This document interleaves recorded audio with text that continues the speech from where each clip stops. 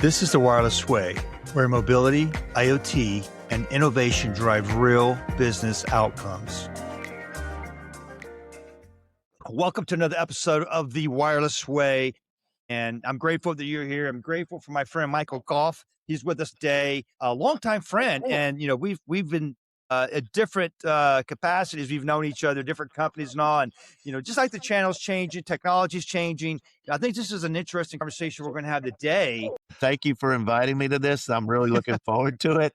You and I have been friends for 20 plus years. And I like to joke that I'm too stupid to do anything but channel sales because that's all I've ever done. That's right. Well, at least you're smart enough to be able to say my name correctly. I've been goofing up. You just educated me. I've been saying your last name wrong for 20 years, it seems. Everybody knows. Or maybe you told me and I was too dumb to remember. I don't know. It's one of the two.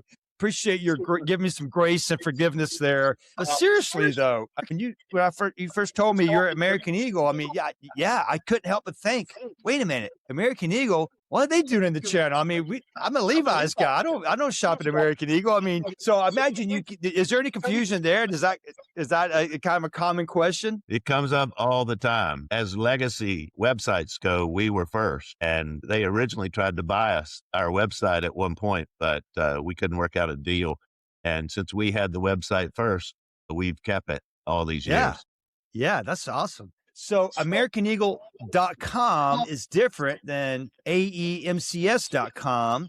So as once partners get past this is not American Eagle, the retail store, but there are two different websites that they should know about. What's the difference there? Good question. Real good question. And that's a cause for some confusion sometimes, but I'll explain it this way. AmericanEagle.com is a 30 plus year old company headquartered out of Chicago.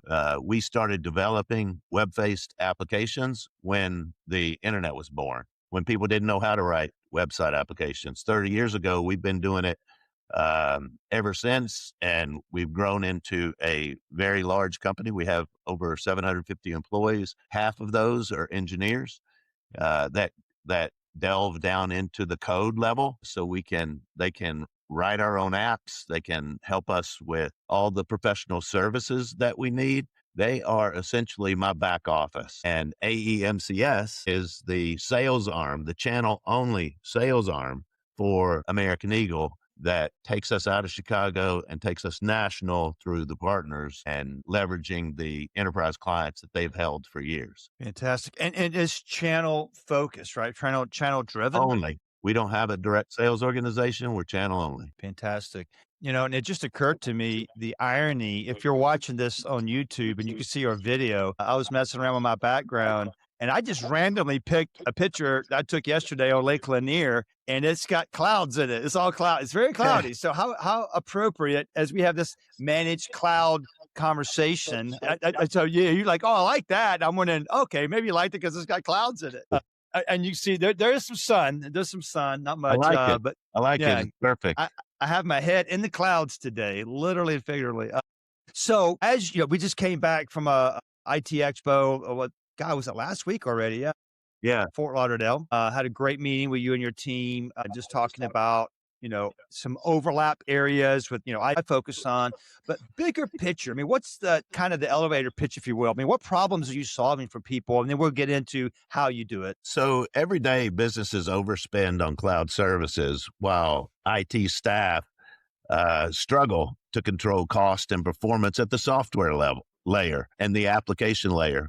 What AEMCS applies is 30 years of web and application expertise, deep chops, and we deliver a full stack approach to everything we do in the cloud with a software experience improving performance and cost, typically saving the customer 15 to 30% of their AWS spend, and that funds us going forward. So as a first step, we'll optimize the services for them with professional services, get the stack tuned to the application, and then we'd move over into a managed model so that they didn't have to push this rock up the hill again, because things happen as they grow their cloud infrastructure. It becomes more and more complex, and it creates skills gaps and cost and performance gaps in where they need to be in the future for their digital experience.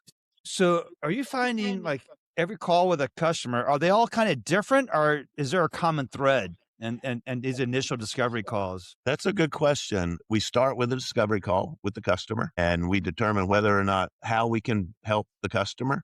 We're agnostic. As an example, if they want to stay in AWS, we'll manage it for them in AWS. If they want to repatriate because some of their applications are better on bare metal, we'll take those to our data centers to improve cost and performance, save them typically 15 to 30% on their AWS spend. And out of that, they can pay for our service, which is a portion, a fraction of the cost that we save them. So we pay for ourselves as we go. It's kind of the easy button. So from an architecture standpoint, we tune and shape how layer 7 traffic hits underlying resources. And those underlying resources are CPU, storage, caching, API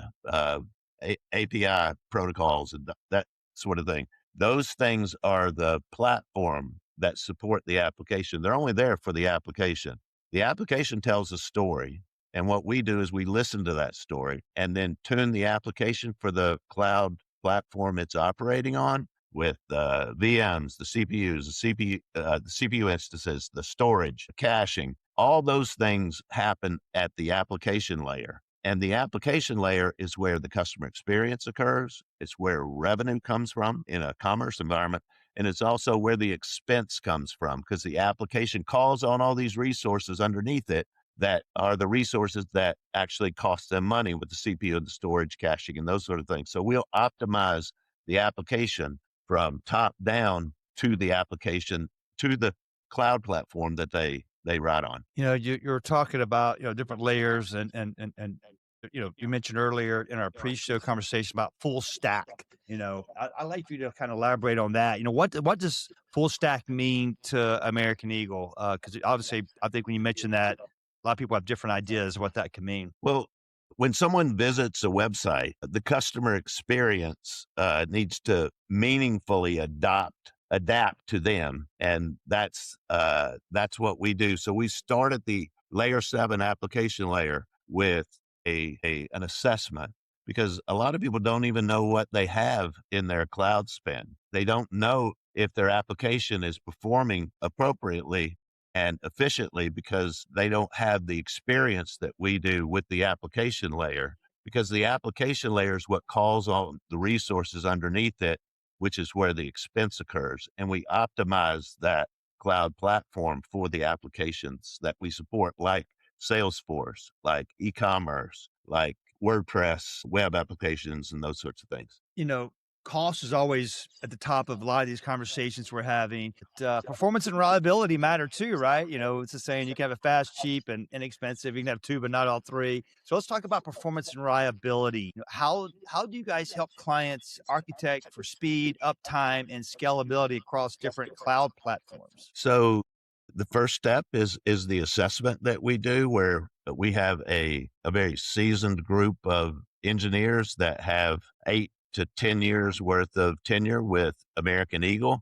So I take the opportunity to my back office and we provide an assessment and a run book to them. The way we do that is we go into the business leaders and ask what their business goals are.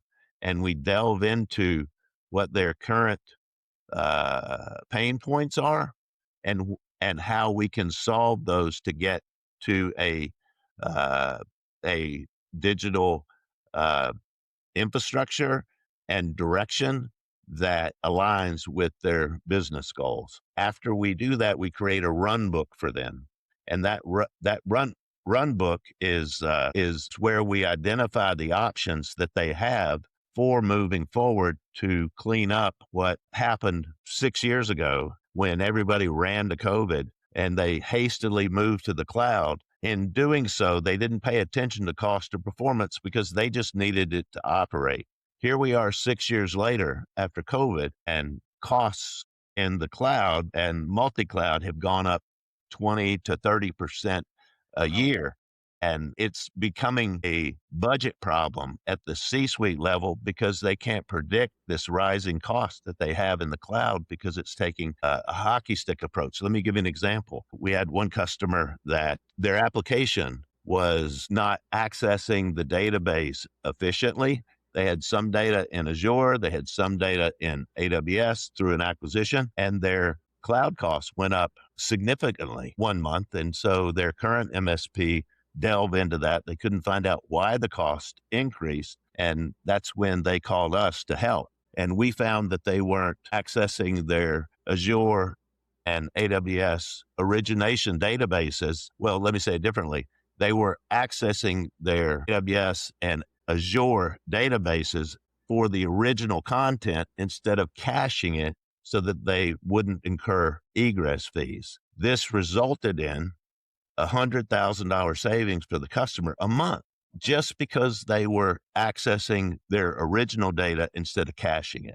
So we rewrote the application so that it was efficiently caching the information, getting the cached information instead of going to the original database. $100,000 savings a month. That's a way to be a hero. I mean, that's noticeable there. So for a lot of partners listening, they're like, man, this sounds really interesting. Partners are trying to sell more advanced technology, right? So what advice do you have for partners when it comes to identifying a prospect? I mean, is there like a particular profile of a company, size of a company? Does it have to be e-commerce? What are some telltale signs for maybe a partner that's not well versed in managed cloud that would get them to go, I need to call Mike on this team. Maybe they can help me here. And what would that look like? How would they know? Well, so most agents are finding the best traction going in the cost door because every business thinks they're overspending on their cloud spend. Every business has skills gaps when they get into the multi-cloud complex environment, and they can't do their day job because they're trying to keep the lights on and reduce costs. So they don't have good chops in the application development area to save on things like I just explained with the caching versus egress costs. So the entry into the partner community is talking to their clients about their cloud spend and complexity, and then listening to them to what their business goals are to see how we can meet those business goals through re-architecting what I said happened 6 years ago. And now here they are 6 years later. So the ideal profile is the customer that has a revenue of 50 million to 2 billion and up. They don't have 24/7, 365 eyes on their public environment. They don't have a 24/7, 365 knock and sock for this cloud complexity. That's where we come in. We optimize it, and then we keep it continuously optimized over time through a monthly service where we just become part of their team. I'll give you an example. United Airlines had an internal application developed on the Azure platform. And that staff that they had on the Azure side left the company, which created a big skills gap for them because they were traditionally an AWS shop. That's where the majority of their cloud spend is with AWS. So we took over the Azure side because we were experts in it, and we took their incident responses from a high level down to we brought their incident responses down 90%, saved them 33%, and then that pays for our ongoing maintenance for them, where we just become part of their team. Microsoft Teams is what United Airlines uses, and we're just a part of that Microsoft team for them, and we're an augmented part of their staff. So really, it is like managed cloud services as a service. I mean, so they're outsourcing all the support, maintenance, patching, backups, disaster recovery. They don't have to do that in-house, going back to the skills gap. Right. And that's a really, really good point, Chris. The skills gap that they have, we then support that and keep the bad guys out, keep the patches in, keep them. There's about 12 applications at United and they're intranet applications like ordering uniforms and weather. And when you check in and on your mobile app and you're flying United, and look at your upgrades or standby list or whatever that's on the application, on the mobile application. We manage that along with all the other intranet applications for them on a continuous basis so they can do their day job, and we'll keep bad guys out, keep the patches in, keep them operationally sound. You know, both of us, I'm sure people listening can relate to this. I mean, especially whether it's an app, whether it be United, Delta, whomever, or Bamboo HR or Salesforce.com. I mean, it's always frustrating when these things don't work like they're supposed to. I mean, they're supposed to make our life easier. So when things aren't working properly and you don't have the skill sets for it, I mean, they're paying money for these services. So, I mean, you want them to work for sure. Okay. So a partner or your technology architect listening has a customer that fits that profile you described, and maybe they're kind of new at this or not well versed in managed cloud. Have you found some really good discovery questions to kind of help get the conversation going so they know, they could tell their customer, hey, by the way, that I'm glad, thanks for sharing that. Let me set up a call with Michael and his team at American Eagle to kind of go over that. What kind of good questions are you finding that will get that done? It's a good question, Chris. I usually start with the probing questions around what their top pain points or challenges are for their current clouds. That may be rising and unpredictable cloud costs. It may be frequent incidents or outages tied to key applications or websites that are public facing. They may have security concerns, compliance concerns.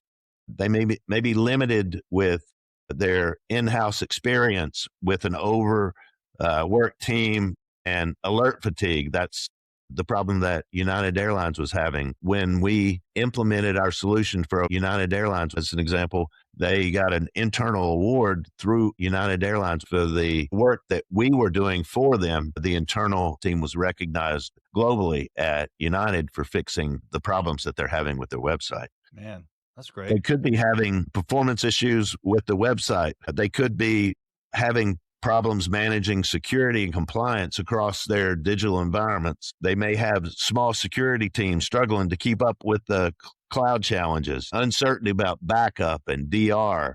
That's what we do and manage on a continuous basis, month to month to month. And we do that through a service that's ongoing, and that's the MRR that the agents get paid on. Fantastic. So when a technology architect identifies a prospect to ask those questions, they get the hot button answers, they hit a nerve. What's the best way for someone to engage with the AE MCS team and kind of begin that assessment process you mentioned earlier? Well, the first step is just to set up a discovery call, because cost is the lead in what we do, but the back end of what we do is deep and wide. So we have a lot of different ways we can help the customer with our digital marketing organization, with our compliance organization, because there's new ADA laws that are taking effect in 2026 so that websites can accommodate handicapped folks that are blind or deaf or something like that.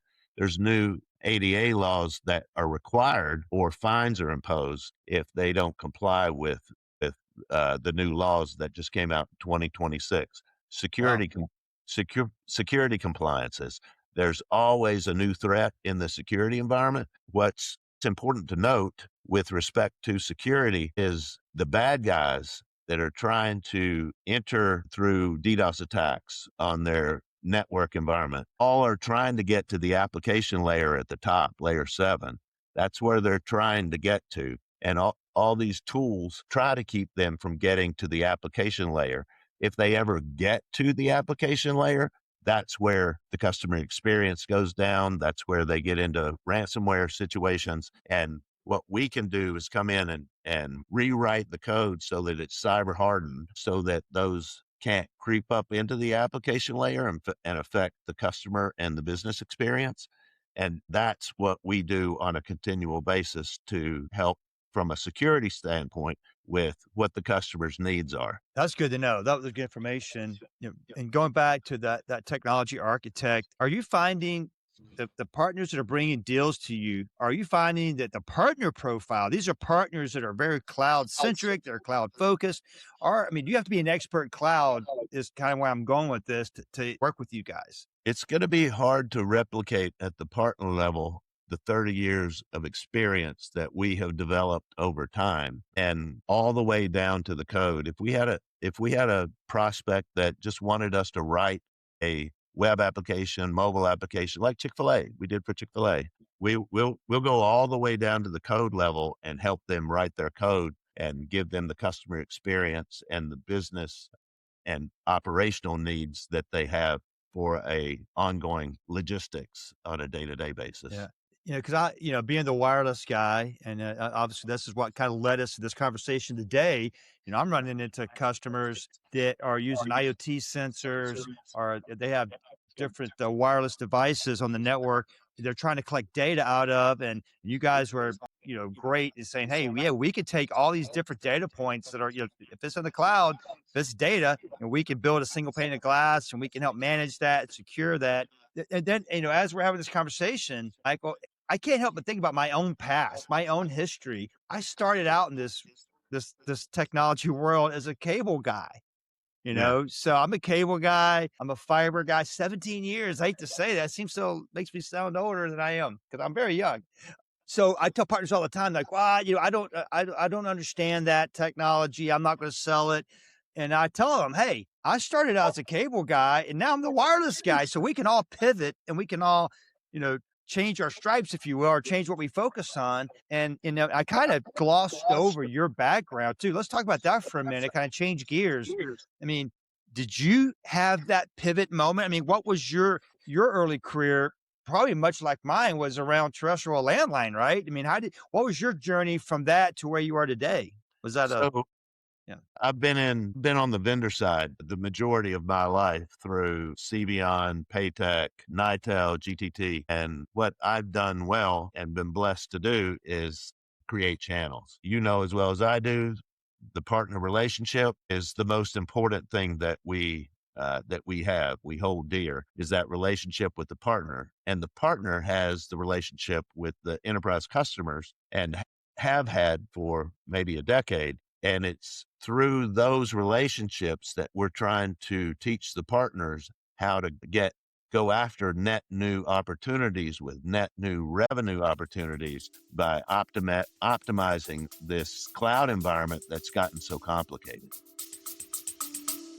We'll be right back. Imagine the power of a single cell phone, just one small device destined for more than just calls. I'm talking about cell phones for soldiers. Your retired phone can be a lifeline for veterans and heroes truly in need. Since 2004, this remarkable nonprofit has transformed over 25 million donated phones into more than 450 million free minutes for service members and veterans, reconnecting them with the voices that mean the most. Your donation is kindness in action, reducing electronic waste and empowering those who served. Each device helps fund urgent communication, calling cards, and programs that rebuild connections, restore hope, and unlock new opportunities for veterans. Check the drawer. Your unused phone could make an extraordinary difference. Simply send it in or drop it off at one of the thousands of locations nationwide and give someone the chance to reach loved ones. Visit cellphonesforsoldiers.com today, because even a single device can spark life-changing connections for veterans all across the country. That's cellphonesforsoldiers.com. I think we're covering a lot of great information here, Michael. And as I think back to, even my role on the wireless side for wireless expense management, I talk a lot about doing assessments and once you show someone where they're overspending, it kind of closes itself.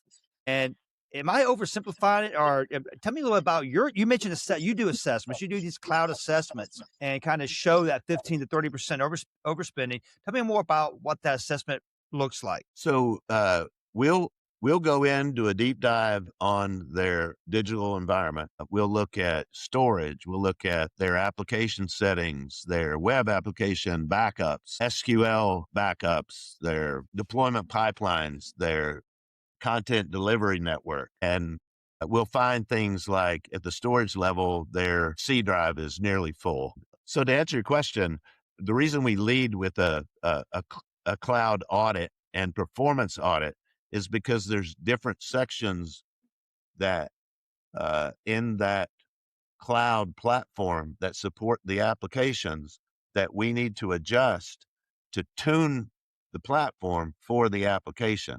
We do that at the storage level. As an example, their C drive or their storage, their web server drive is almost full, and we need to create more storage for them with more cold storage, with more hot storage, with more caching, like I mentioned earlier. We'll also look at their application settings and adjust the pool and application settings to avoid interruptions and increase stability. We'll look at their web application backups. Maybe they don't have shadow copies, then they need some shadow copies. For backups and DR, maybe they need 30 days instead of 2 days of recovery time. So those are the kinds of things that we'll delve into and offer in our assessment. So we'll show the customer what their options are and what those options are going to cost so that they can make a good business decision around their budgets and around their digital planning. So it sounds like you're literally looking under the hood. You're looking for things that could be optimized, made more efficient, look for cost savings. And it sounds like, another question I wanted to ask you before we wrap up here is,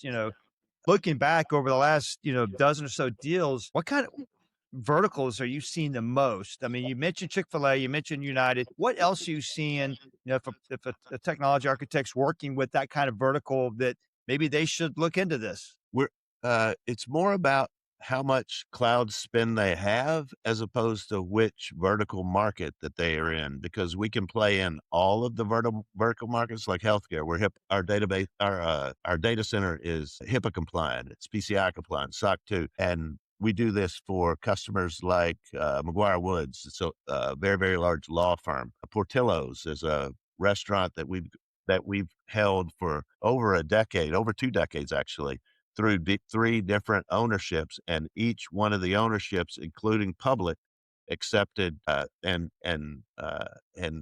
continued to have American Eagle manage that environment for them. Keller Williams, Shure, Shure, the Green Bay Packers, MetLife Stadium. We do a lot of colleges, a whole lot of medical companies, public transportation environments like the Chicago Transit Authority. So when you walk up with your mobile app to get on the train, but you might be a senior, you might be handicapped, you might be just a regular employee, and all those have different charges. So when you buy your ticket, we manage the application both on mobile and back at the web server environment so that we, like United Airlines, we keep the bad guys out and keep the lights on for Chicago Transit Authority. Meacham's Auctions is a big customer of ours, and these have been our customers for over 10 years. It's important to note that we take good care of our customers. Our NPS score is 73, and that's a really, really good score. So 73% of our customers would buy our services going forward, given their net promoter score. Wow, no, you're right. What's the same thing? Like anything over 50 is like industry leading kind of thing or something. I forgot the exact stat. It almost sounds like too, so any large company, especially if they're leveraging the digital, environment, like they have a smartphone app. I'm even thinking like Great Clips. I have a very simple haircut. It's the same haircut every 2 weeks, and I check in on the Great Clips. Yeah, yeah, yeah. You don't have this problem, maybe. I don't know. Maybe you got your Hair's way up, eyebrows. Maybe your hair's over, eyebrows. hair's overrated. It's Yeah, it is. It is. You can't undervalue, having a smooth customer experience with an app. I mean, even about how many guys can relate to this. I've been married 32 years. So I've been sent to the grocery store a lot by my wife. Hey, go get this bag of flour. Go get this. Go get that. And of course, I'm like, I don't even know where the hell to begin. I'm like, what aisle? I mean, I'm looking for some of the works here. Can you tell me where the organic, non-GMO, non-bleached flour is? Because it's not with the other flour. I'm getting to the point is, Publix has a great app. I mean, and for that, first of all, when you log in, it knows which one you're at because of GPS. And then think about the number of SKUs and the number of items that a Publix has. I can just type in flour. It tells me what aisle it's on.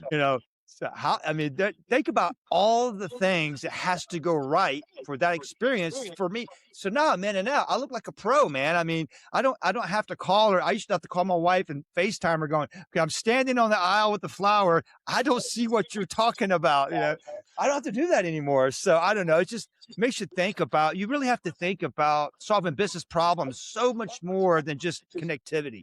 That's a long way to get around to. Businesses are having problems that used to be solved by faster internet. Not anymore. I mean, there's a lot of customer experience problems. There's a lot of expense problems, operational problems that you guys are solving that just wasn't possible, at least in the channel up till recently. So this has been a great conversation. Is there anything else you want to leave us with? Any last word or any nuggets, funny joke, quote, book? Anything else you want to leave us with, Michael? How many engineers does it take at the hyperscalers to reduce your costs? I don't know. Zero. They don't want to reduce your costs.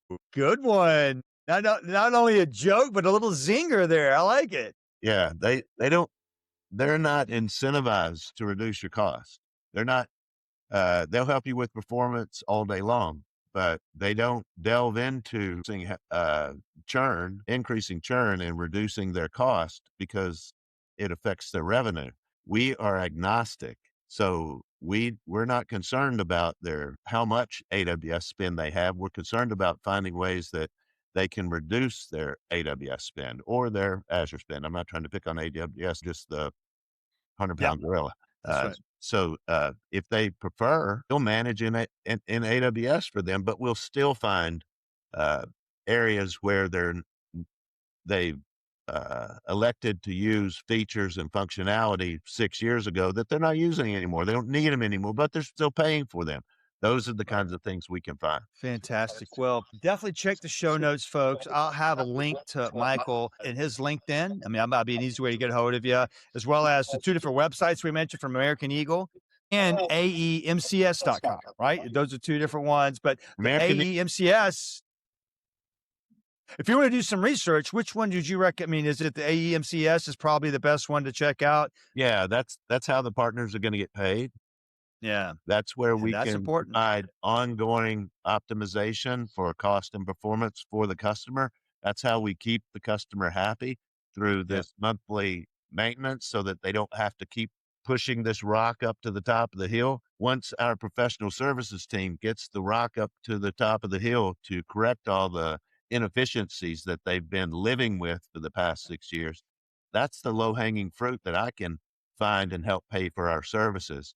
And the way to do that is to lead with a discovery call to make sure they're a right fit. The partners don't have to know everything. This is a very deep and wide channel or deep and wide environment, this digital environment for the multi-cloud environment. And so that's where we can come in and keep the rock on top of the hill so that they don't have to continue to optimize the cost and performance on their own because they're not doing that. They're doing their day job. That's right. Focus on making money, not putting out fires. I think that goes for like everything in the channel. That's what technology architects are good at, putting out the fires, saving the money, making the business more profitable. And part of that's reducing costs. So we covered all of that, I feel like. So Michael, thanks for your time today, man. I'm glad we finally got this done. We've been talking about doing it for a while. And like I said, but the key takeaway for me is Michael Gough.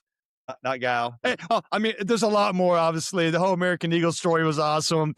But, I've known you as long as I have. Because I never called you by your last time. I just call you Michael. Right? So now we got that out there. And I appreciate your grace, brother. So thanks for your time today. I appreciate it. Thank you, Chris. Let's do this again. Yeah, I love it. We at any time, you're always welcome back. And there you go, folks. Another episode of The Wireless Way. Check the website, thewirelessway.net.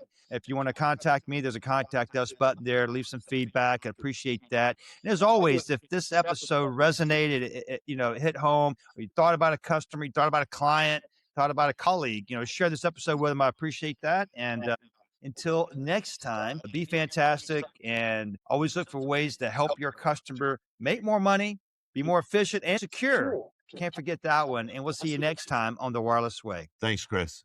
Every 2 seconds, someone in the U.S. needs blood for surgeries, cancer treatment, chronic illness, and traumatic injuries. Yet, only 3% of eligible Americans donate each year, leaving hospitals struggling to keep enough blood on the shelves. One blood donation can save up to 3 lives. With your help, we can make sure life-saving blood is ready before it's needed. If you're healthy and able, please roll up a sleeve and donate. Visit redcrossblood.org or call 1-800-RED-CROSS to find a drive or donation center near you. Donate blood saves lives. It's easy, safe, and one of the most generous things you can do.